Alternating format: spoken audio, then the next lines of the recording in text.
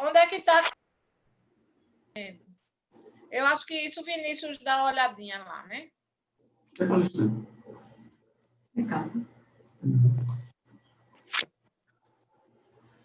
Claudinha, vou tocar em você para ver se você fica maior. Pronto. Todos estão me ouvindo? Sim. Então, hoje nós vamos iniciar, né? Estamos aqui na direção da Fraternidade Espírita de Aldeia, na nossa sala virtual, sala de reuniões virtual, para começar mais uma reunião de estudos evangélicos e doutrinários.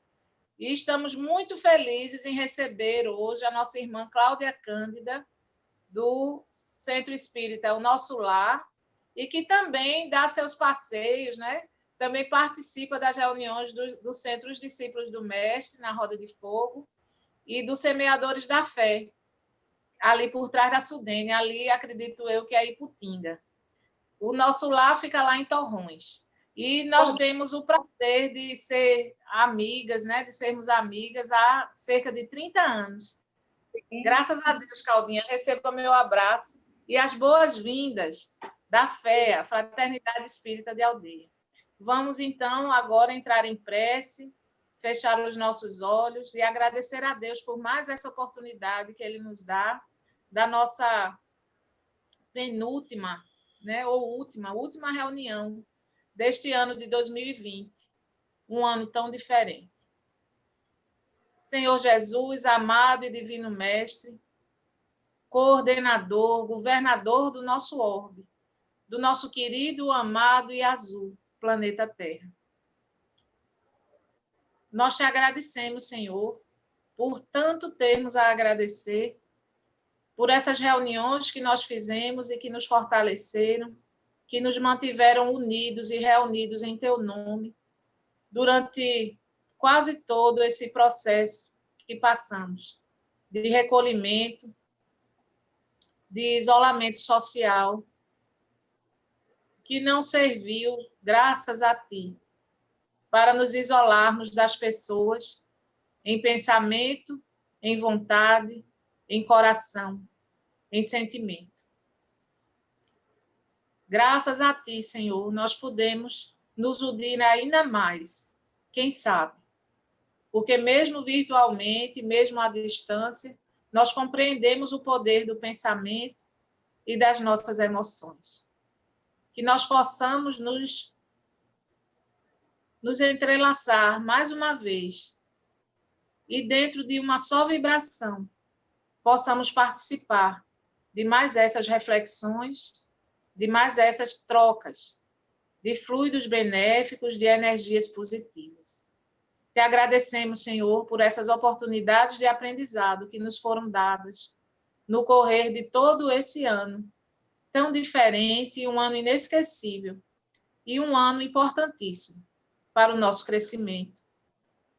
Talvez só mais tarde é que nós possamos compreender tudo isso. Que a tua paz e o teu amor fortaleça a todos que nesse momento passam por dores, por necessidades, por privações, por luto, que todos eles sejam confortados com uma faísca do teu imensurável amor. Que nesse momento a nossa irmã palestrante, Cláudia Cândida, seja abençoada, seja fortalecida, para que ela possa usar da palavra da melhor forma. Que assim seja. Que assim seja. Nós passamos a palavra para você, Claudinha. Que Deus te abençoe e te ilumine. Obrigada, Cádia. Boa tarde. Todos me escutam? Sim. Acho que... Então, sim. Boa tarde. É com muita gratidão que nós vamos participar desse trabalho. Como Cátia falou, somos amigas há 30 anos. É uma amizade maravilhosa. Que bom. Agradeço a Deus por essa amizade. Agradeço a Deus pelo convite em ter a oportunidade de trabalhar. E hoje nós vamos conversar um pouco sobre o poder da fé. Então, que Jesus possa estar presente nos nossos corações, não só agora, mas como para todo sempre.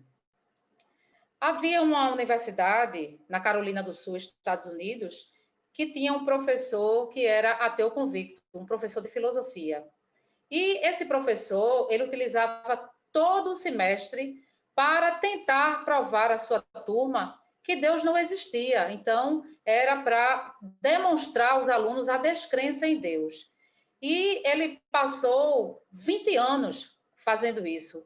Todos os semestres ele trabalhava incessantemente para mostrar a inexistência de Deus, e mesmo que os alunos não concordassem, mas eles não tinham coragem de ir de encontro àquilo que o professor colocava, porque eles já sabiam qual seria a sua frase de praxe. Todos os anos, quando chegava o último dia de aula do semestre, ele dizia à sua classe de quase 100 alunos, perguntava: ainda existe alguém aqui que crê em Deus? E todos os alunos ficavam calados, porque já sabiam o que ele diria em seguida.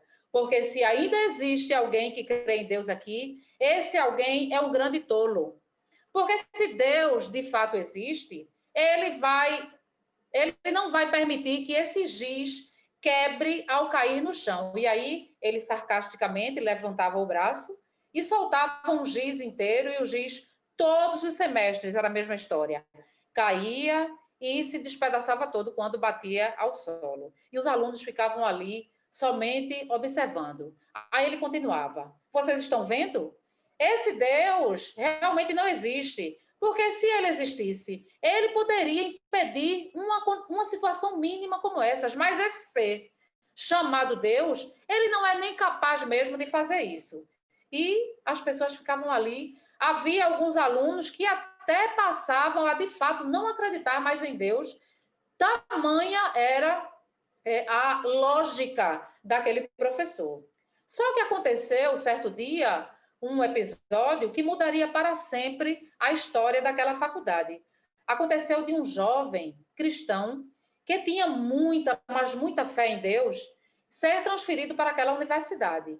E ele, quando chegou na universidade, de imediato soube da fama daquele professor. Então, fez uma promessa a si mesmo. Ele prometeu ter coragem, orou muito, pediu muito com a fé que ele tinha, para desafiar o professor no último dia de aula, demonstrando que, de fato, Deus existia. Era o contrário do que aquele professor pregava. E aí o semestre todo passou e ele sempre orando com toda a sua fé, pedindo força para ter coragem de, no dia, enfrentar o professor, independentemente do que o professor falasse, independentemente do que a turma achasse. E chegou, finalmente, o último dia de aula. E quando chega o último dia de aula, a pergunta clássica: existe alguém aqui na sala que ainda crê em Deus? E o professor e cerca de quase 100 alunos assistiram, perplexos, aquele jovenzinho franzino que estava na outra cadeira da fileira levantar-se, afirmando a sua crença em Deus. E ele o professor olha para o aluno e diz: você é um grande tolo, porque se Deus realmente existe, ele impedirá que esse giz se quebre ao cair no chão. E aí ele começa novamente aquele ritual de erguer o braço para soltar o giz. Só que, inesperadamente, o giz escapuliu da mão dele, né? E escorregou por entre seus dedos, correu pela manga do jaleco, caiu em cima do seu sapato e, resultado, rolou para o chão sem quebrar um único pedaço. Ele ficou abismado, olhando o giz enquanto o giz rolava no chão, e quando o giz parou inteiro, ele olhou para o aluno, pegou os seus pertences e saiu apressadamente da sala. E o aluno, com muita convicção, dirigiu-se para a frente dos seus colegas e, por mais de meia hora, conversou com aqueles alunos sobre a fé que ele tem em Deus, sobre o amor que Deus tem por todos os seus filhos. Então, essa história é apenas para ilustrar o poder da fé. A fé que esse rapaz teve em sustentar, ter coragem para mostrar, para provar, não só ao professor, mas a todos os seus colegas, a existência de Deus. Então, nós falamos muito da fé. No nosso dia a dia, falamos muito em fé, falamos muito no poder que tem a fé. Mas como nós poderíamos definir a fé?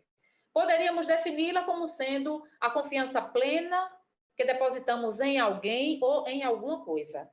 Confiança plena que depositamos em alguém ou em alguma coisa.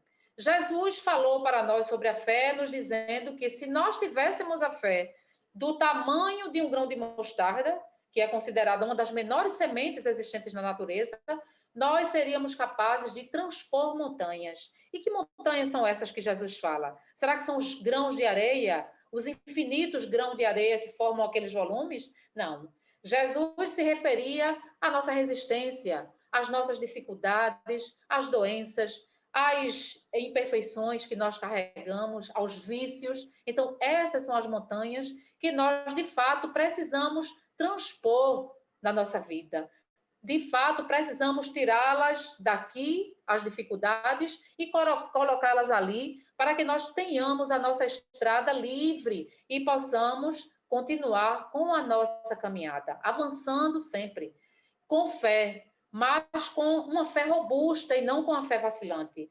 Uma fé robusta que nos faz alcançar os nossos objetivos, porque quem opera com a fé verdadeira e robusta é capaz de traçar a sua vida estabelecendo metas e, logicamente, vai encontrar recursos para alcançar todas essas metas. Ter fé é confiar primeiramente em Deus, porque Ele é a causa primária e o Criador de tudo e de todas as coisas. Mas é preciso que nós tenhamos fé em nós mesmos também. Se nós quisermos alcançar todas as dádivas que nós costumamos pedir, é preciso que tenhamos fé em nós mesmos. Allan Kardec nos traz uma frase espetacular dizendo que fé inabalável só é aquela capaz de enfrentar de frente a frente a razão em qualquer época da humanidade.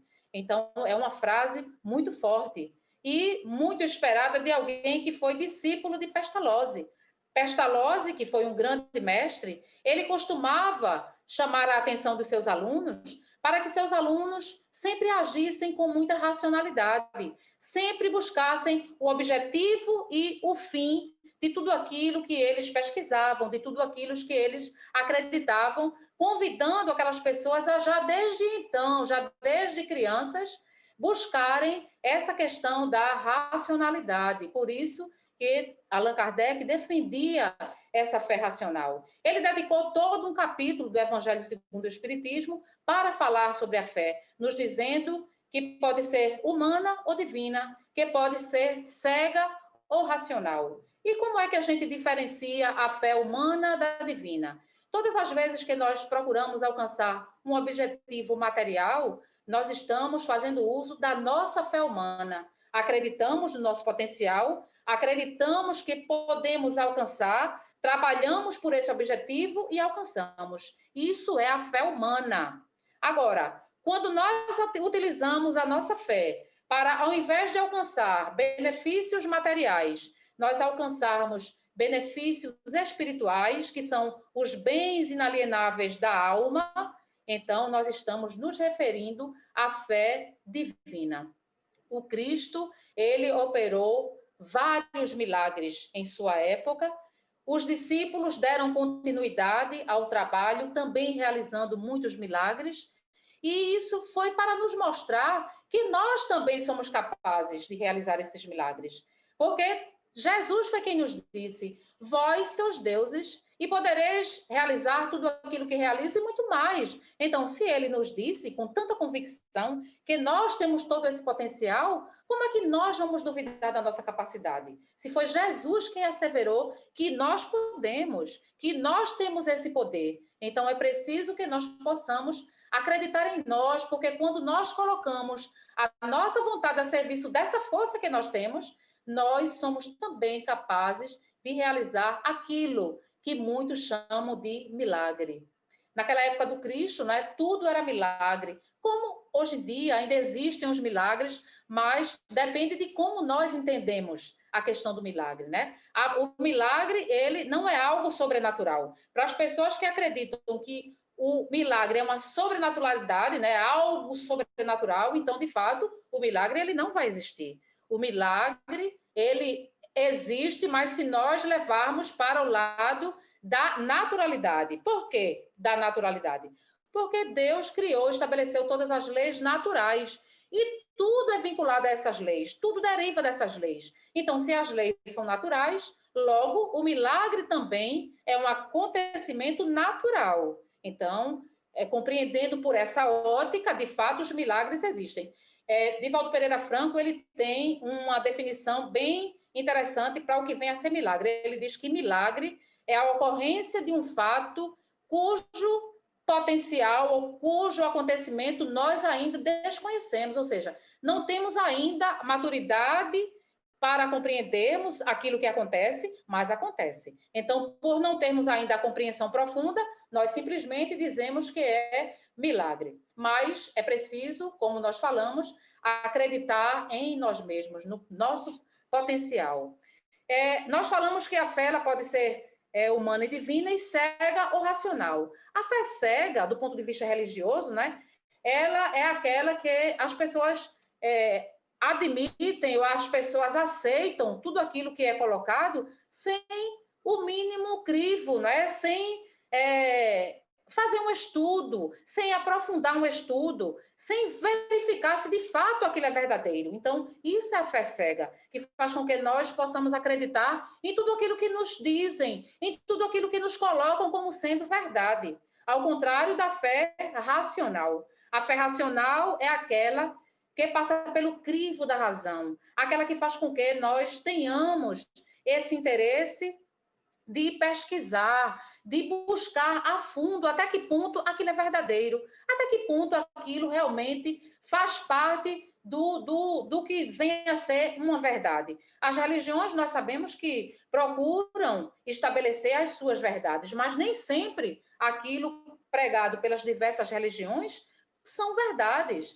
Uma coisa nós temos a certeza, que se for verdade, vai permanecer para todo sempre, porque a verdade será verdade sempre, em qualquer época da humanidade. Ao contrário, quando um fato que é colocado não é verdadeiro, ele, mais cedo ou mais tarde, vai cair, não é? Por água abaixo, porque não é real, não é verdadeiro. Então, na época do Cristo, muitas pessoas matavam em nome da fé, matavam em nome de uma verdade que era pregada pelas religiões e que, no entanto, não eram verdades, não é? Mas, quando nós buscamos essa fé raciocinada, que é contrária a essa cega, nós vamos garantir, sim, o futuro, porque estamos nos baseando em fatos verdadeiros. Kardec tem uma frase que diz o seguinte, vou ler aqui, para sair na íntegra.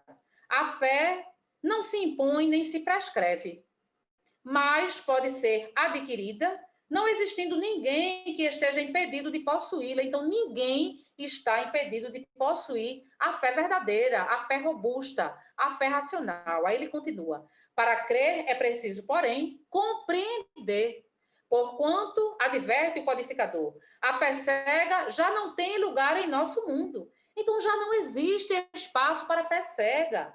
O Kardec nos chama a atenção para que nós possamos buscar as verdades e crer em todos os fatos que nos são colocados, mas com convicção, com racionalidade. O Evangelho segundo o Espiritismo diz que nós possuímos duas grandes ferramentas ou alavancas da inteligência, que é a ciência e a religião. Uma nos mostra todas as leis do mundo material e a outra nos mostra todas as leis do mundo espiritual, mas que ambas têm um único princípio, Deus, que é o causador de tudo e de todas as coisas. Mas quando nós estamos falando em crença, uma coisa que precisamos nos perguntar é: o que eu creio, de fato, é real? Os nossos pontos de crença, eles estão fundamentados em realidade, em verdade ou apenas em imaginações, em suposições? Então, isso é algo que nós precisamos nos perguntar. Claro que nós estamos caminhando para o progresso, nós estamos evoluindo, não é? Dia a dia. E com essa evolução, nós vamos compreendendo como se dão as leis, como funciona o dinamismo de Deus, e vamos, logicamente, com isso, à medida que nós vamos crescendo, não é? Evoluindo, nós vamos também concretizando a nossa fé. Emmanuel tem uma frase que diz: ter fé é guardar no coração a luminosa certeza em Deus, certeza que ultrapassou o âmbito da crença religiosa. Então, a fé verdadeira é aquela que ultrapassa o âmbito da crença, não é simplesmente crer, mas termos a convicção de dizer, eu sei. Porque aquele que crê, ele pode também, a qualquer momento, descrer. Mas aquele que conhece, aquele que sabe, que tem a capacidade de afirmar, eu sei, ele jamais vai voltar atrás, porque uma vez adquirido o conhecimento, ele vai ser para todo sempre. Então, a nossa crença, ela tem que estar fundamentada, a nossa fé tem que estar fundamentada não apenas na crença religiosa, mas no conhecimento, no saber, para que nós tenhamos essa convicção de dizer eu sei, e não apenas eu creio. A fé, ela nos aproxima de Deus. Então, nós nos aproximamos de Deus através da fé, pela oração. Com a fé que nós temos, nós alcançamos Deus através da oração. Deus nos alcança através da inspiração. E através da caridade que nós realizamos, nós podemos levar a esses corações abatidos, a esses corações sofridos, esse Deus de amor e bondade. Então, nós podemos levar esse Deus que nós já conhecemos para os nossos irmãos aflitos, para os nossos irmãos que ainda não têm a crença que nós temos, para os irmãos que estão em sofrimento profundo. Nós nos aproximamos deles realizando esta caridade, não só a caridade material, mas principalmente a caridade moral. À época do Cristo, nós tivemos muitos exemplos de cura pela fé. E em todos os episódios, ele fazia uma pergunta: tu acreditas que eu possa curar-te? E as pessoas diziam que sim. Logo em seguida, dava-se o prodígio e, no final, ele dizia: vai que a tua fé te salvou ou que a tua fé te curou. Em Levítico, o terceiro livro do Antigo Testamento, que trata de alguns assuntos, e dentre eles fala da impureza, da questão da purificação, né, dos judeus, ela diz assim, a passagem: quando uma mulher tiver o seu fluxo menstrual, ficará em estado de impureza cerimonial pelo espaço de 7 dias. E durante esse tempo, alguém que lhe tocar ficará impuro até entardecer. Tudo aquilo sobre o que se deitar ou sentar durante esse tempo será impuro. Alguém que tocar na sua cama ou em algo sobre o que estiver sentado deverá lavar-se a si e as suas roupas e permanecerá impuro até ao cair da noite. Então, essa passagem que está em Levítico fala da questão da impureza da mulher no período menstrual. E Richard Simonetti, no seu livro A Tua Fé Te Salvou, ele traz esclarecimentos bem interessantes acerca dessa passagem. E ele diz, primeiramente, que no contexto bíblico, o termo impuro tinha várias acepções. Algumas delas, contato com cadáveres, relações sexuais, doenças na pele, em especial a lepra, comer alguns alimentos como camelo, coelho, lebre, porco. Inclusive, havia impureza até nas funções naturais periódicas da mulher, no caso, a menstruação.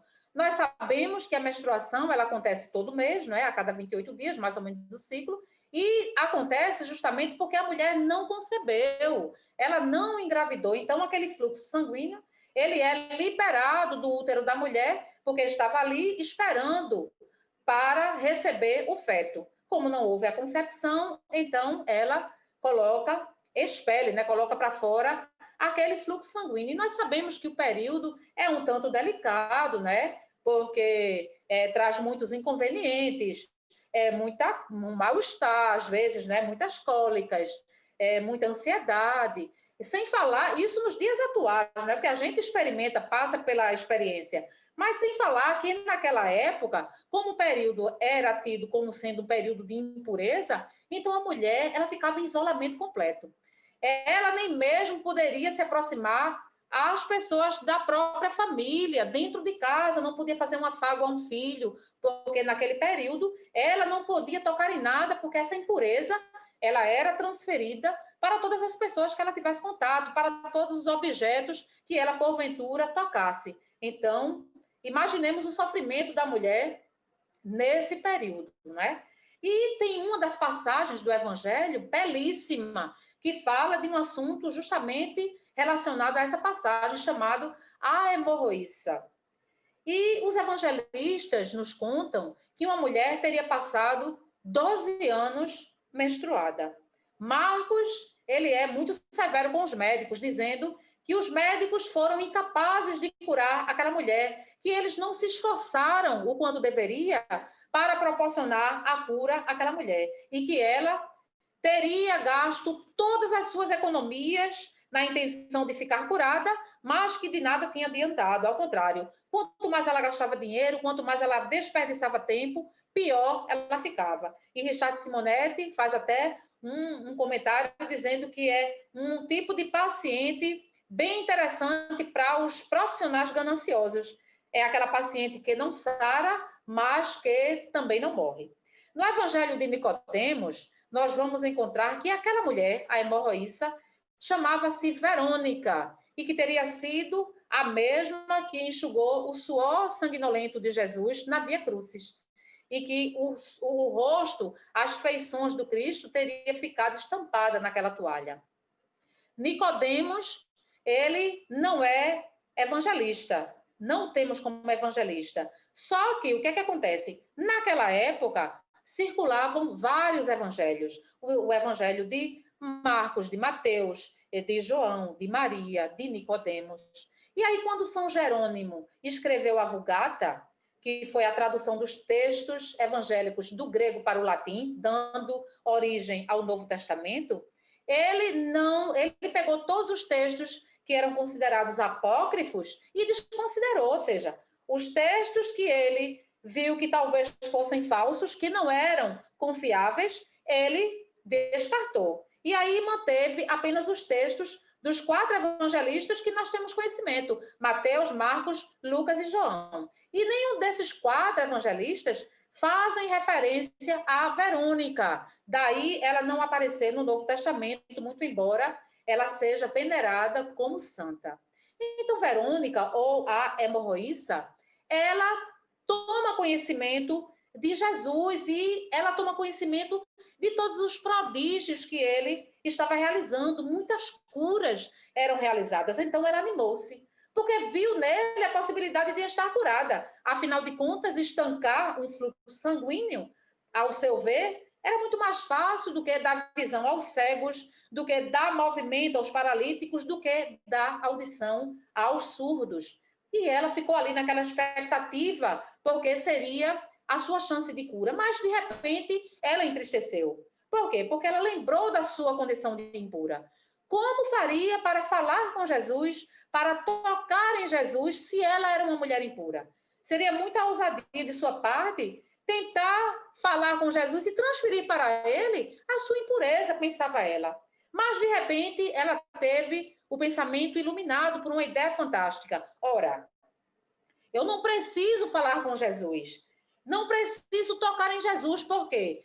O poder que está em sua voz, o poder que está em suas mãos, estão também presentes em suas vestes. Então, preciso apenas tocar em uma pontinha da sua túnica e certamente eu estarei curada. E, acreditando nesta possibilidade, ela preparou-se para, no primeiro momento que fosse possível, ir ao encontro de Jesus.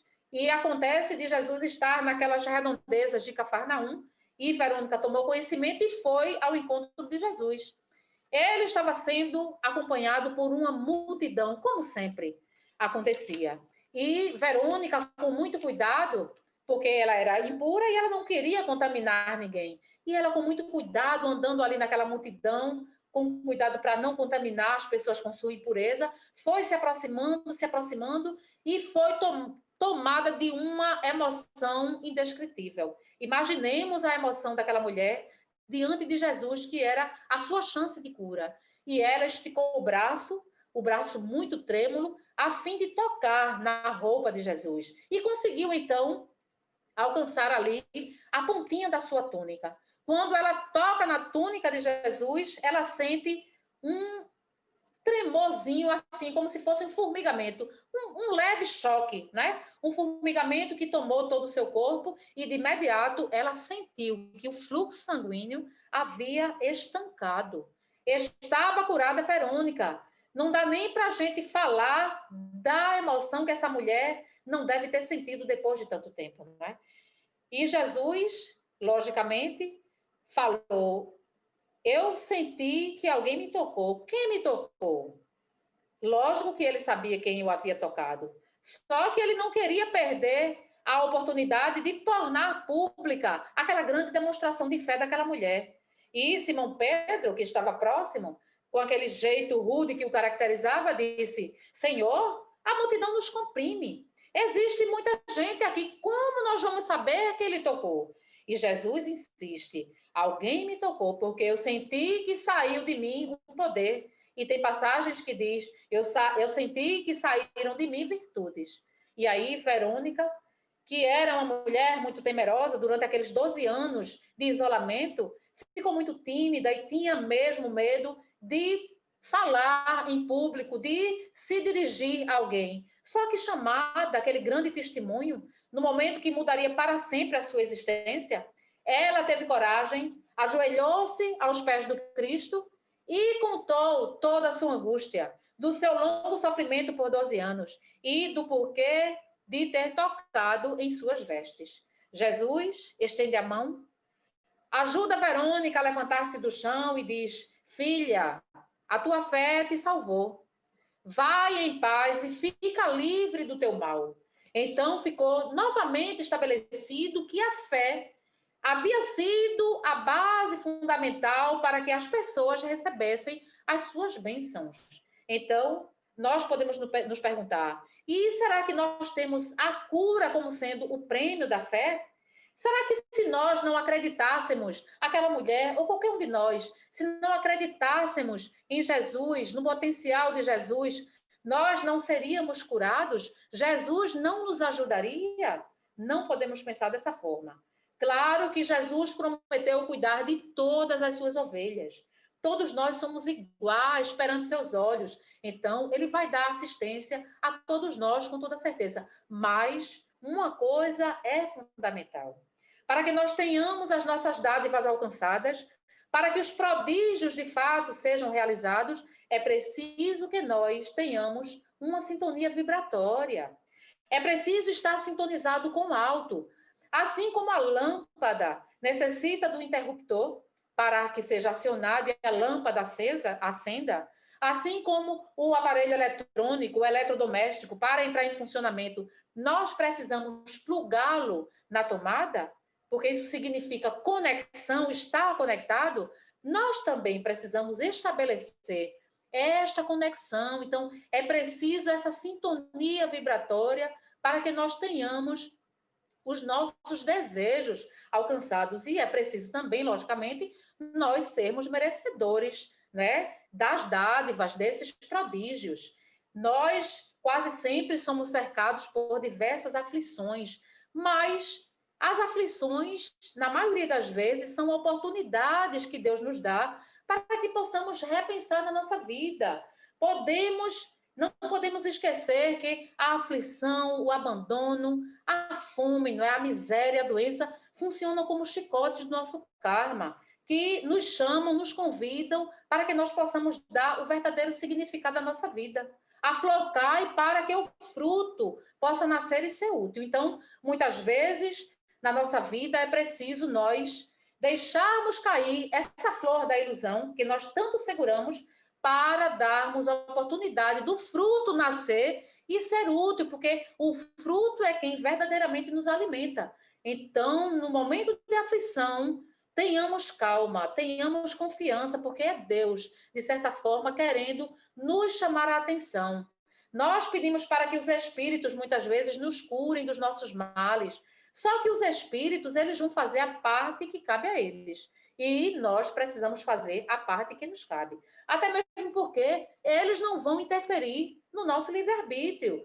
Nós temos liberdade de escolha para fazermos as nossas escolhas, as escolhas mais adequadas. Muitas vezes nós procuramos o centro espírita porque queremos encontrar a cura, né? Na esperança de encontrar a cura que nós procuramos. E vamos encontrar a cura sim. Vai depender. Nós vamos fazer o tratamento, né? Vamos entrar nas câmaras de passe para tomar passes, vamos tomar água fluidificada, às vezes fazer a desobsessão, mas é preciso também mudar atitudes. Porque o convite que a doutrina nos faz, o convite que o tratamento espírita nos faz, é para que nós possamos ter atitudes renovadas, para que nós possamos realizar a reforma íntima. Essa é a intenção do tratamento. Lógico que a água vai nos ajudar, a água fluidificada, lógico que o passe vai ser essencial ao nosso tratamento, o tratamento desobsessivo também. Tudo que nós buscarmos no centro vai ser de utilidade enorme, imensurável, só que ele não vai fazer aquilo que nos compete fazer. Então, nos momentos de dores, de doença, estejamos sim abertos a procurar o tratamento, mas estejamos abertos também à mudança, à transformação, porque esse é o objetivo ou a finalidade do verdadeiro tratamento. Caso contrário, meus irmãos, vamos tomar barris de água fluidificada, vamos tomar passes todos os dias, 3 vezes ao dia, e não vai ter efeito nenhum. E nós vamos dizer, esse tratamento dessa casa não serve de nada, quando, na verdade, não é o tratamento. O problema não está no tratamento, né? O problema está na nossa conduta. No livro Pão Nosso, Emmanuel diz que ele lembra que todos os doentes, após encontrarem o alívio ou a cura esperava, escutavam do Mestre Divino a frase, a tua fé te salvou, ou a tua fé te curou, mostrando que temos que fazer a nossa parte. Jesus deixou claro em todas as passagens, né, quando ele curava, a tua fé te salvou, mostrando que aquela criatura portadora de fé, logicamente, era também portadora de merecimento e de ação. Em algum momento trabalhou para receber aquilo. Em algum momento mereceu receber a dádiva. Então, é preciso nós estarmos convictos de que é necessária a crença, mas é necessário também o trabalho. E é necessária a crença porque o descrente, ele não alcança o seu objetivo. Emmanuel diz, nesse livro Pão Nosso, que o descrente é o primeiro a trabalhar contra a sua própria recuperação. Então, não existe remédio eficaz para aquele que descrê, para aquele que não crê verdadeiramente. Né? Existem muitas passagens, não só a época do Cristo, mas nas épocas mais recentes, há alguns anos atrás, e nos dias de hoje, nós vamos encontrar muitas curas que são atribuídas à fé que as pessoas tinham. E um dos exemplos nós vamos encontrar na gruta de Massa Bieli. Eu não sei nem se a definição é a definição não, se a pronúncia é essa, né? Pelo menos é escrito assim, a gruta de Massa Bieli, também conhecida como a Gruta dos Milagres, em Lourdes, na cidade de Lourdes. E essa Gruta dos Milagres realizou vários milagres em muitas pessoas. E conta-se que 3 crianças resolveram fazer uma caminhada e foram procurar lenha, porque iam vender a lenha que pegassem para comprar um pouco de pão.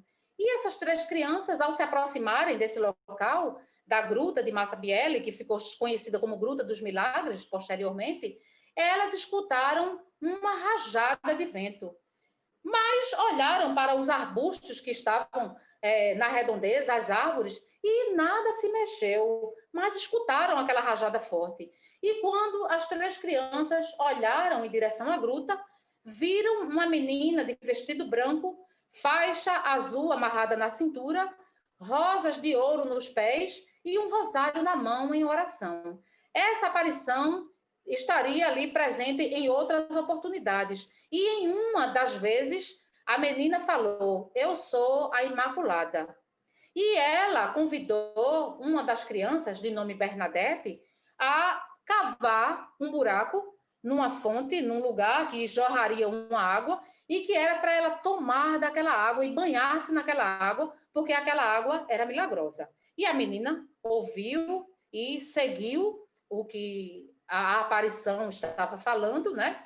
E cavou um buraco. De fato, a água jorrou de uma fonte, ela bebeu daquela água, as outras crianças beberam da água, banharam-se da água e a notícia logo espalhou-se.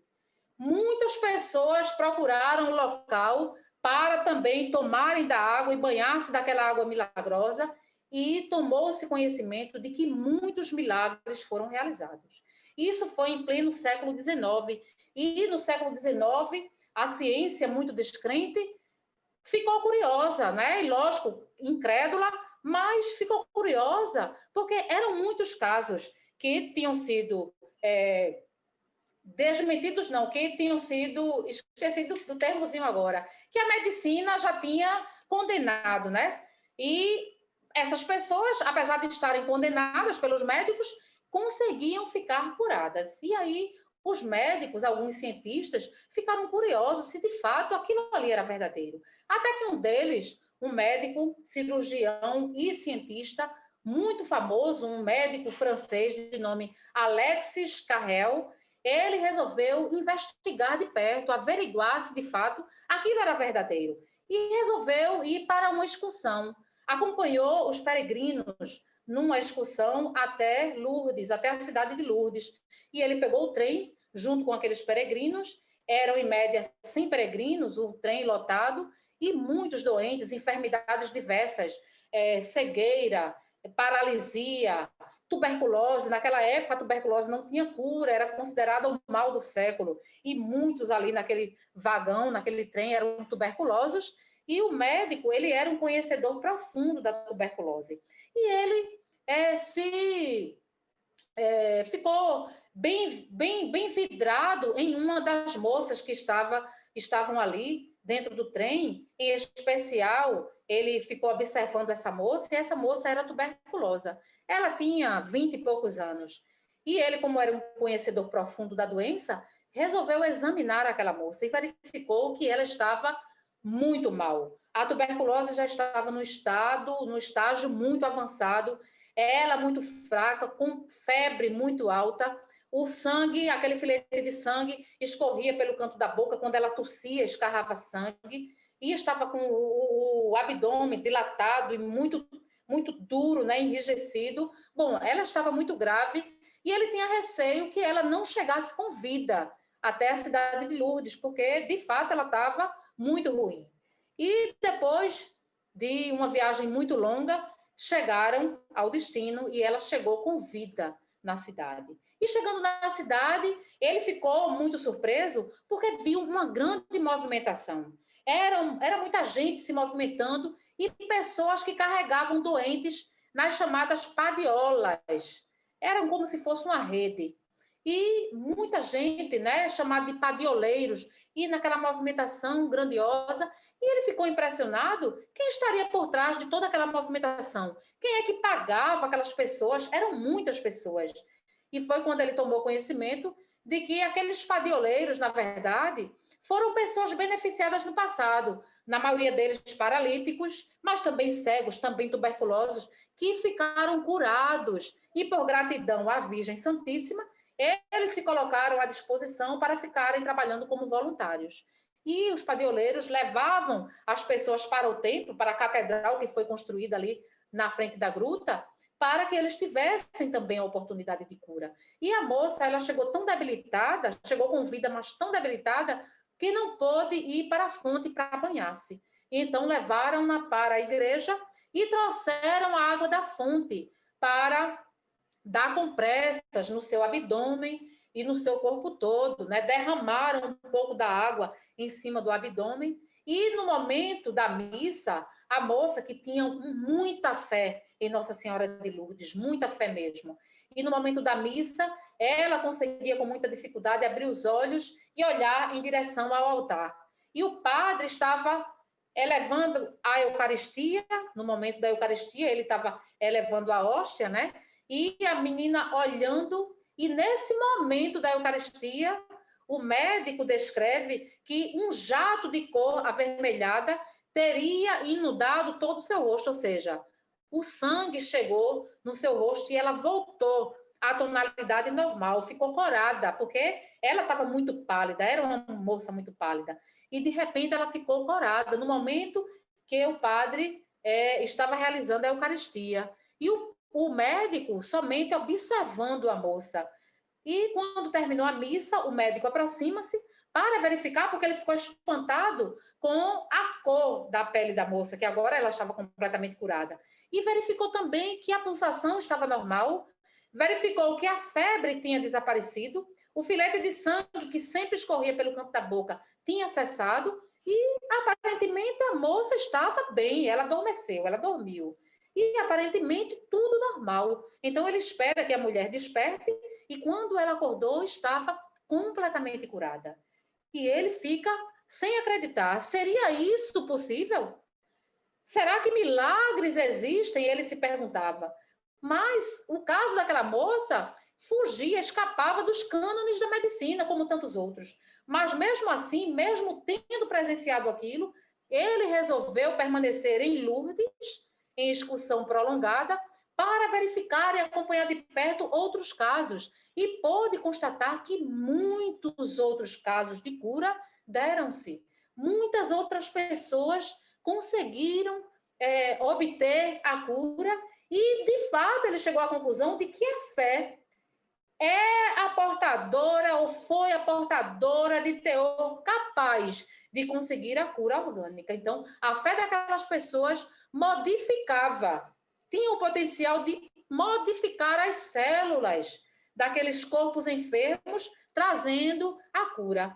Então, depois de passar muito tempo nessa localidade, em Lourdes, ele volta para a sua profissão e, depois de muitos anos, quando ele já está se aposentando, ele resolve escrever um livro de título A Oração, Seu Poder e Efeitos. E tem aqui uma passagem do livro dele, que eu vou ler aqui para vocês, nos mostrando, no capítulo que fala dos efeitos curativos, ele fala o seguinte: a repartição médica de Lourdes tem prestado um grande serviço à ciência, demonstrando a realidade dessas curas.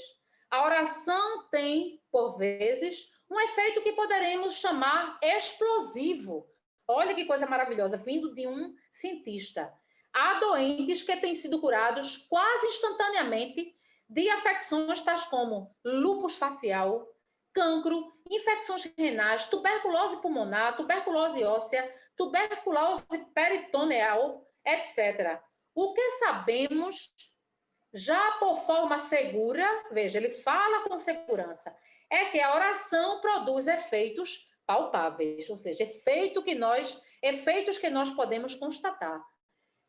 Por muito estranho que isto nos possa parecer, devemos considerar como verdadeiro que quem pede, recebe. Jesus já nos dizia isso, não é? Quem pede, recebe. E que sempre se abre a porta àquele que bate. Ou seja, Jesus já nos dizia, quem pede, recebe. Aquele que bate a porta se vos abrirá. Então, meus irmãos, isso vindo de um médico, de um cientista, de uma classe que é tão descrente, é uma dádiva. Naquela época, depois da saída desse cientista, formou-se um birô médico na cidade de Lourdes, composto agora por vários cientistas, por vários médicos, na intenção de estudar profundamente todos aqueles acontecimentos. E aí eles acompanhavam aqueles processos de cura por muito tempo, por vários meses, por vários anos, pegavam o endereço, né, daquelas pessoas e iam nas casas visitar para ver se a enfermidade tinha voltado, até que ponto a cura de fato tinha sido verdadeira, aquela coisa toda, e foi detectado, né, foi afirmado, foram confirmadas várias e várias curas. Então, isso nós falamos em nome da fé, que quando nós temos fé, nós podemos... Minha gente, eu estou perdida no horário, estou sem relógio, aqui no meu celular não está aparecendo. Qual é o tempo aí? Olha, ainda faltam 10 minutos, viu, Claudinha? Nós encerramos às 18 horas. Viu? Tá bom. Nós estamos às 18 horas. Tá bom, querida. Então, continuando. No livro Caminho, Verdade e Vida, o Espírito Emmanuel, ele cita em uma das suas epístolas, a Epístola aos Romanos, onde ele afirma que o justo viverá pela fé. Diz Emmanuel, o justo viverá pela fé. E essa assertiva, ela trouxe muitos inconvenientes. Por quê? Porque as pessoas, elas começaram a fazer interpretações equivocadas. Por exemplo, as pessoas começaram a acreditar que o justo ao qual Emmanuel se referia, os justos eram as pessoas que estavam muito ligadas à questão da religião, que frequentavam com assiduidade os templos religiosos, aquelas pessoas que acompanhavam todos os rituais. E nós sabemos que não é bem assim, né? A pessoa que acompanha todos os rituais, a pessoa que está sempre dentro do templo, nem sempre ela realiza a transformação necessária. Então, nem sempre o bom ritualista é aquele que alcançou várias virtudes e que passa agora a ser um homem de bem. Porque nós sabemos que ser do bem e ser bom não é algo tão fácil, né? Então, às vezes o camarada é um grande ritualista. Às vezes o camarada, ele mora dentro da instituição, qualquer que seja essa instituição, é espírita, católica, protestante, mas ele não se transformou. Então, o justo que Emmanuel se referia não é aquele ritualista, mas aquele que teve a capacidade de transformar-se. Aquele que teve a capacidade de colocar em prática a vontade do Pai que está nos céus, porque Jesus já dissera isso, né? Que é preciso estar pronto para realizar toda a vontade do Pai que está nos céus.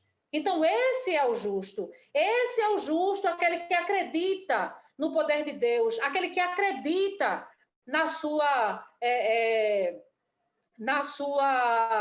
lei, não é? Porque muitas vezes nós ficamos estarrecidos com determinados acontecimentos e acreditamos que Deus seja um pai ruim, seja injusto, porque aquilo que acontece conosco não é aquilo que nós gostaríamos, mas certamente é o melhor para nós. Então, o justo não é o ritualista, o justo não é o religioso, mas aquele que realiza a vontade do Pai que está nos céus. Esse sim é o justo que Emmanuel se referia. Então, nos dias escuros e tristes, precisamos confiar em Deus, porque a tempestade, ela vai chegar, mas ela também vai passar. Depois que ela desaba, passa a tempestade. E aí nós vamos começar a enxergar com clareza o porquê daquela tempestade em nossas vidas. E vamos agradecer até a Deus por causa disso. Mas, para finalizar, nós vamos ilustrar com a história de Meimei, do livro Pai Nosso. E Meimei conta, nessa obra Pai Nosso, que haviam 3 rapazes que eram viviam muito em oração. E eles viviam reunidos, sempre se reuniam para orar e pedir a Deus pelas suas dádivas, para alcançar isso, alcançar aquilo. E uma das coisas que eles queriam alcançar, um dos pedidos que sempre faziam, era para que tivessem a oportunidade de um dia falar com Jesus pessoalmente, para que Jesus pudesse atender às suas súplicas. E estavam esses 3 rapazes em oração profunda, quando, de repente, no campo de trabalho em que eles se encontravam, Jesus chega em sua carruagem divina e desce da carruagem. Quando desce da carruagem, os 3 rapazes choram de alegria porque estavam na presença do Senhor. E imediatamente eles fazem os seus pedidos. O primeiro deles pediu a Jesus para que fosse presenteado com a fortuna. E Jesus então ordena para que um dos seus anjos pudesse lhe entregar a fortuna desejada. E centenas de moedas de ouro foram entregues a esse rapaz. O segundo rapaz pediu a Jesus a beleza. E Jesus então ordenou para que um dos seus anjos pudesse entregar um unguento a fim de transformar a fisionomia daquele rapaz, transformando na criatura mais bela daquela localidade. E o terceiro, com muita humildade, disse: Senhor, eu não sei pedir. Dê-me o que achar necessário. Escolhe de acordo com a tua vontade. E Jesus sorriu e ordenou para que um dos seus anjos entregasse para ele uma bolsa muito pesada. E aí todos ficaram curiosos para quererem saber o que tinha dentro da bolsa. E quando Jesus despediu-se e foi embora, o rapaz e os outros dois também abriram a bolsa, mas foi uma grande desilusão. Porque dentro da bolsa existia uma pedra muito grande, muito pesada. E os dois ficaram mangando, debochando do rapaz, dizendo que ele tinha sido enganado. Mas o rapaz era alguém que tinha muita fé. E nem neste momento ele perdeu a sua fé. Ele acreditou e disse que aquilo ali tinha um porquê. Levou a pedra para casa e começou a desbastar a pedra, aprofundando, e chegou no centro daquela pedra endurecida e encontrou um soberbo diamante. Com esse diamante, ele conseguiu organizar a sua vida e comprou uma mansão. E nesta mansão, ele fez hospedagem para os necessitados do caminho. Então, colocou dentro dessa casa os doentes, os abandonados, aqueles que pediam esmolas, todos os doentes e necessitados do caminho. E ele vivia bem ali, né, administrando a casa, recebendo aqueles que chegavam com muito amor, até que um dia 2 rapazes bateram em sua porta, chorando, desesperados, muito magros, muito mal vestidos, e ele não teve dificuldade de reconhecê-los. Eram os 2 colegas de oração. E quando se encontraram, emocionados, começaram a chorar, e nesse momento o Cristo novamente apareceu. E Jesus, estando na presença dos 3, disse para os 3: bem-aventurados são aqueles que sabem aproveitar as pedras da vida, porque a fé é essencial para que nós possamos alcançar as nossas dádivas. Novamente despediu-se e deixou aqueles 3 colegas ali abraçados, emocionados, chorando pelo reencontro. E os amigos novamente continuaram a caminhada, aqueles 2 agora fazendo parte da vida daquela mansão de trabalho e de oração, e se dedicaram ao trabalho do bem, mas precisaram passar pela experiência da vida, né? Enquanto que o terceiro, ele soube utilizar bem as pedras, ou a enorme pedra que apareceu na sua vida, que lhe foi dada, mas ele transformou essa pedra em algo muito positivo, e assim mesmo é o convite que é feito para todos nós, que nós tenhamos fé o suficiente para tirarmos do nosso caminho as grandes pedras que surgem na nossa vida, transportando todas essas pedras que são as nossas dificuldades, para que tenhamos caminho aberto, para que estejamos prontos para continuar essa nossa jornada maravilhosa, essa jornada incrível que vai acabar quando nós encontrarmos Deus, e Ele estará lá à nossa espera, quando formos os anjos que Ele promete que nós um dia seremos. Nós agradecemos a oportunidade do trabalho, foi muito bom estar com vocês, que bom que todos nós pudemos estar aqui nesta 1 hora de trabalho, né? Poderíamos no sábado à tarde estar fazendo qualquer outra coisa, muito embora esteja aí a pandemia, né? E a gente, de certa forma, tenha que ficar meio que enclausurado, né? Limitar as saídas, limitar os passeios, mas poderíamos também estar assistindo um filme, fazendo qualquer outra coisa, né, que nos interessasse. Mas estamos aqui escutando a palavra, né? Escutando as lições do Evangelho, e isso é muito bom. Gratificante demais para mim, né, que tive a oportunidade de fazer o trabalho e de escutar aquilo que eu estou falando, porque isso é que é interessante, né? A gente não está passando para as outras pessoas. Faz isso também, por tabela, mas o ensinamento é primeiramente para nós. Então, fica o nosso abraço e o nosso agradecimento, a nossa gratidão profunda. Muita paz. Nós aqui queremos te agradecer muito também, Cláudia, por essa participação hoje, nos trazendo essas reflexões maravilhosas nessa última reunião do ano sobre a importância da fé. Essa pérola, esse diamante, essa joia rara, que nós devemos realmente procurar cultivar em nós, não é isso?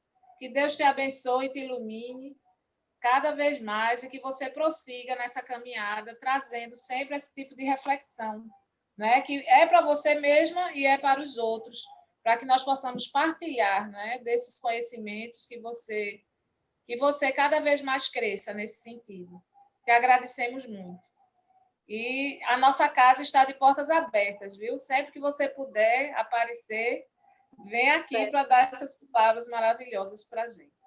Então, agora, meus irmãos e minhas irmãs, nós vamos fechar os nossos olhos e agradecer mais uma vez por essa palestra maravilhosa, por essas palavras que sirvam realmente como ignição, como estímulo, para que a gente possa, cada vez mais, galgar esses degraus com a cabeça erguida, rumo ao alto. Que nós possamos, Senhor Jesus, nesse momento, permanecermos unidos e te agradecer sinceramente por tudo que nós tivemos na tarde de hoje, por essa ajuda, essa ignição. Que nós saibamos, Senhor, transformar as pedras que porventura tenhamos recebido nesses anos que se passaram, e particularmente neste ano, que está findando agora, sem ainda uma resolução para os conflitos da pandemia, que nós possamos também encarar essas pedras que talvez possam vir no nosso caminho, das pessoas que nós amamos, como ignições, para que nós possamos exercitar a nossa fé, a nossa resignação, a nossa paciência, principalmente o nosso amor ao próximo, a nossa compreensão de que tu existes acima de tudo e que somente permitirá que aconteça na nossa vida a aparição, o advento das pedras, que possamos burilar e transformar em diamantes. Que nós tenhamos essa certeza, Senhor, que a tua paz possa permanecer em nossos corações e que nos momentos de prova nós possamos exercitar essa fé, essa gratidão, já pelas conquistas adquiridas, pela tranquilidade que há de virá da nossa consciência tranquila, aonde tu habitas, Senhor. Que essa paz siga para todos os irmãos que necessitam, mais uma vez, e que vão passar ainda por provações até o findar do ano, que realmente nós possamos cada vez mais receber as tuas bênçãos e, mais ainda, redistribuí-las, compartilhar delas com todos que nos cercam, encarnados ou desencarnados, próximos fisicamente ou não. Que assim seja. Assim seja. Paz e luz, Claudinha. Querida, muito grande. Tchau, pessoal. Até a próxima. Muita paz para todos e até a próxima, Claudinha, se Deus quiser, aqui na nossa instituição. Tá bom. Fica na paz.